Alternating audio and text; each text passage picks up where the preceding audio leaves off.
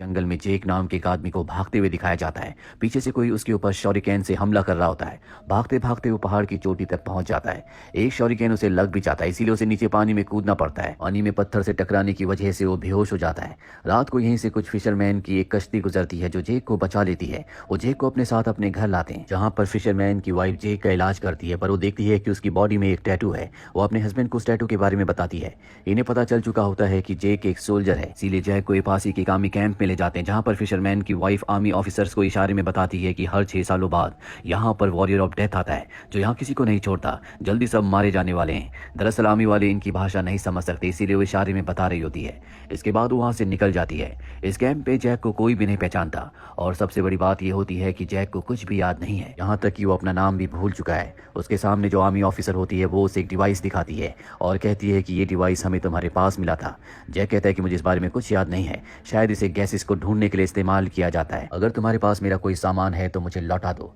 Female army officer को उस पर शक हो जाता है। उसे लगता है कि वो सब कुछ भूलने का नाटक कर रहा है, इसीलिए वो एक कमरे में उसे बैठाकर वहां अपने सोल्जर्स को उसे टॉर्चर करके सब कुछ उगलवाने के लिए भेजती है। लेकिन जैक बहुत ही अच्छा फाइटर होता है, वो एक एक करके सभी को हरा देता है। पर तभी वहां पर फीमेल आर्मी ऑफिसर आ जाती है जो जैक के ऊपर हमला करती है और बड़ी चालाकी से उसे बेहोशी का इंजेक्शन लगाकर बेहोश कर देती है। जेक को जब होश आता है तो वो चेयर के साथ बंधा हुआ होता है। उसके सामने वही फीमेल आर्मी ऑफिसर होती है। वो जेक से पूछती है कि मैं सब कुछ जानना चाहती हूँ। जेक कहता है कि मुझे सच में कुछ याद नहीं है, पर मैं सिर्फ ये जानता हूँ कि जंगल में जो कुछ भी है वो बहुत ताकतवर है।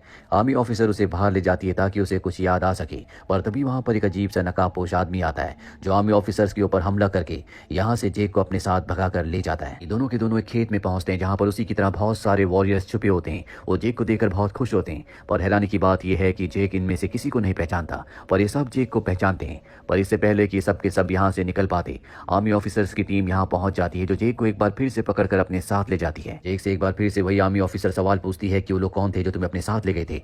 जेक कहता है कि मैं उनके बारे में कुछ नहीं जानता, मुझे कुछ भी याद नहीं है, बस मैं इतना जानता हूँ कि मैं जंगल में किसी चीज से डर कर भाग रहा था जो कि बहुत ही ताकतवर है, और तुम सबको भी यहाँ से निकलना होगा, नहीं तो वो सबको मार डालेगी।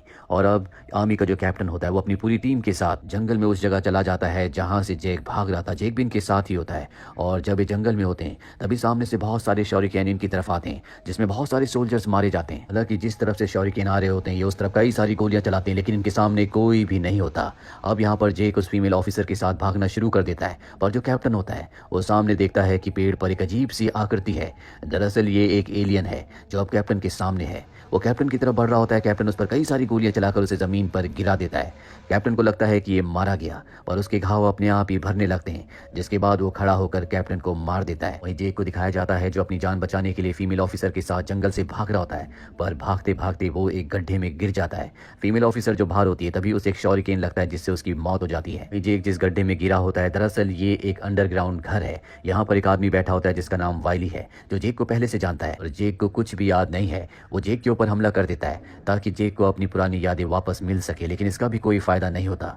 वाइली जेक को बताता है कि जंगल में जिसने तुम्हारे ऊपर हमला किया था वो एक एलियन है, इसे यहाँ के लोग डेथ वॉरियर भी कहते हैं। हर 6 साल में ये एलियन हमारी दुनिया में आते हैं ताकि ये हमारी दुनिया पर अपना कब्जा कर सकें, क्योंकि वो एक वॉरियर है और तुम भी एक वॉरियर हो, इसीलिए उस एलियन को तुम ही हरा सकते हो। अब यहाँ पर जेक के और भी साथी आ जाते हैं जो जेक को देखकर बहुत खुश होते हैं। इसके बाद जेक को खास कपड़े पहनाए जाते हैं। इन कपड़ों को पहनने के बाद वो एलियन जेक को नहीं देख पाएगा। जिस तरह से इंसान उस एलियन को नहीं देख पाते उसी तरह से जेक भी उस एलियन के लिए इनविजिबल हो जाएगा।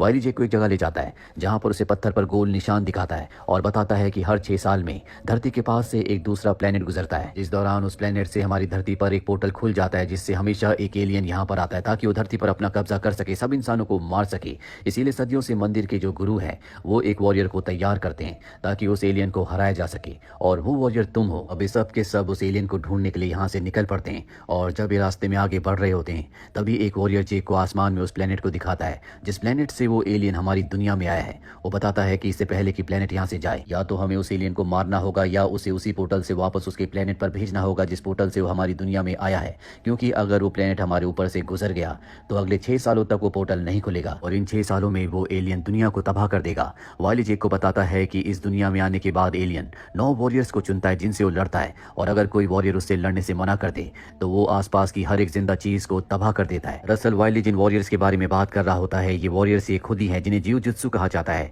लेकिन जेक देखता है कि 9 नहीं बल्कि 8 है। वो वाइली से पूछता है कि हम तो 8 हैं। वाइली बताता है कि हम पहले 9 थे, हम सब ने मिलकर उस एलियन के ऊपर हमला किया था, हम उसे हराने वाले थे, लेकिन तभी हमारा एक साथी मारा गया, जिसके बाद तुम भी जंगल की तरफ भाग गए और हम उस एलियन से जंग हार गए। अब ये सब के सब उस जगह पहुंच जाते हैं जहां पर एलियन होता है। ये एक एक करके उस पर हमला करते हैं, पर एलियन बहुत ताकतवर है, इसीलिए वो इनके ऊपर पूरी तरह से हावी हो जाता है। और तभी जेक के ऊपर कोई हमला करता है जिससे वो बेहोश हो जाता है।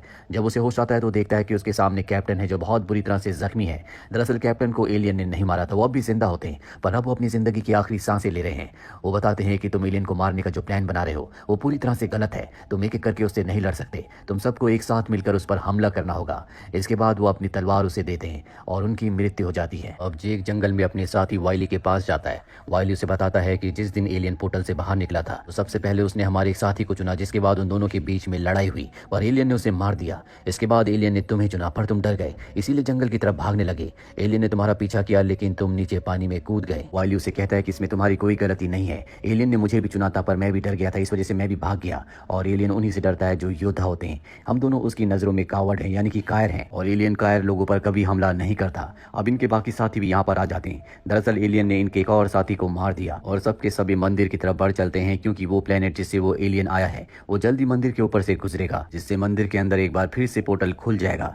ये सब के सब उस प्राचीन मंदिर में पहुंच जाते हैं जहां पर एलियन भी इनका सामना करने के लिए आ जाता है। और ये एक एक करके नहीं बल्कि इस बार सब एक साथ मिलकर एलियन के ऊपर हमला करते हैं, पर एलियन की ताकत के आगे ये टिक नहीं पाते। एलियन इन पर पूरी तरह से हावी हो जाता है। जेक ये देखकर एक बार फिर से डर जाता है, वहां से भागने लगता है, इसीलिए वाइली को उसका सामना करना पड़ता है, पर एलियन जल्दी उसे मार देता है। जेक को एक फीमेल वॉरियर भागने से रोकती है और कहती है कि वाइली मारा गया, वो मेरे पिता थे। उसकी आंखों में आंसू होते हैं। वाइली की मौत से जेक भी बहुत दुखी होता है, क्योंकि वो उसका अच्छा दोस्त था, और वो तय करता है कि अब वो नहीं भागेगा बल्कि वॉरियर का सामना करेगा।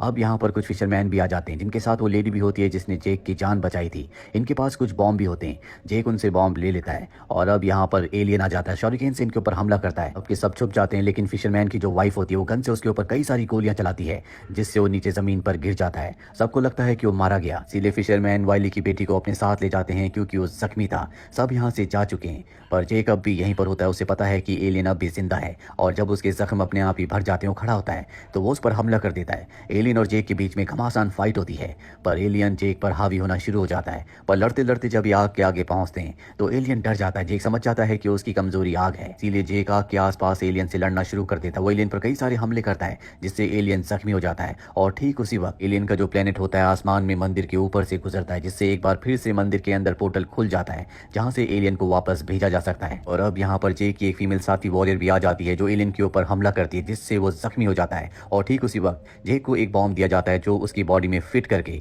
वो उसे एक एक मारकर उस पोर्टल के अंदर भेज देता है। और तभी एक ब्लास्ट होता है, जिस ब्लास्ट के साथ उस एलियन की मौत हो जाती है। अब यहाँ पर पोर्टल भी बंद हो चुका है। यहाँ पर फिशरमैन की वाइफ आती है, जो जेक को कहती है कि तुम इसीलिए जन्मे थे, तुम ही असली योद्धा हो। अब जेक और सभी लोग यहाँ से निकल जाते हैं, क्योंकि पोर्टल भी बंद हो चुका है। पर 6 सालों के बाद एक बार फिर से पोर्टल खुलेगा, जिससे शायद कोई ना कोई एलियन योद्धा हमारी दुनिया में आए, और इन सब को उससे लड़ने के लिए तैयार रहना पड़ेगा। इसी के साथ ही फिल्म ये कहानी यहीं पर खत्म हो जाती है। उम्मीद करते हैं कि ये कहानी आपको पसंद आई होगी।